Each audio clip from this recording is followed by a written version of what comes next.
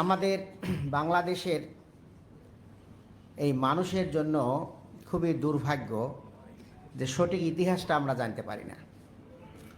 এই ভাষা আন্দোলনের কারা সূচনা করলো, কারা নেতৃত্ব দিল, সেগুলো বিস্তারিতভাবে জনগণের সামনে তুলে ধরা হয় না।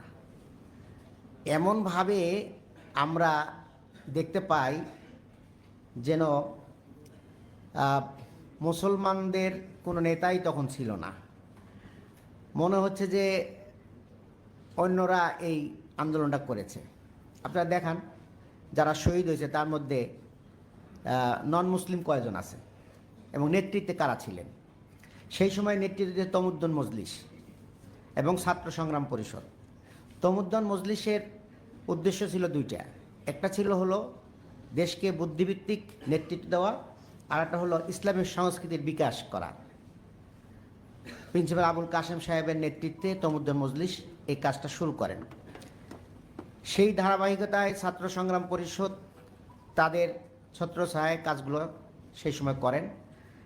অধ্যাপক গোলাম আজম সাহেবের নাম নিতে অনেকেই লজ্জাবোধ করেন, অথচ ঢাকা বিশ্ববিদ্যালয়ে তৎকালীন শাসক গোষ্ঠীর কাছে যে স্মারকলিপিটা প্রদান করা হয়েছিল, সেই স্মারকলিপি পেশ করার কথা ছিল তৎকালীন ডাকসুর ভিপি, কিন্তু তিনি সাহস পান নাই।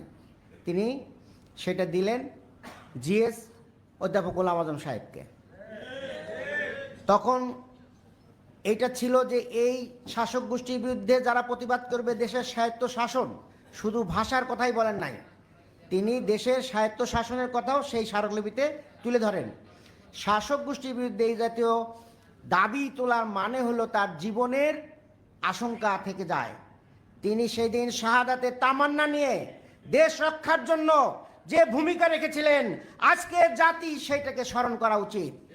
আর 24-এর যে গণ অভ্যুত্থান হলো, সেই গণ অভ্যুত্থানের স্লোগান ছিল নারায়ে তাকবীর আল্লাহু আকবার, এবং সেখানে ছিল উই ওয়ান্ট জাস্টিস। অতএব এই দেশ থেকে ইসলামী সংস্কৃতি, ইসলামী তমুদ্দন, এগুলোকে কেউ মুছে ফেলতে পারবে না।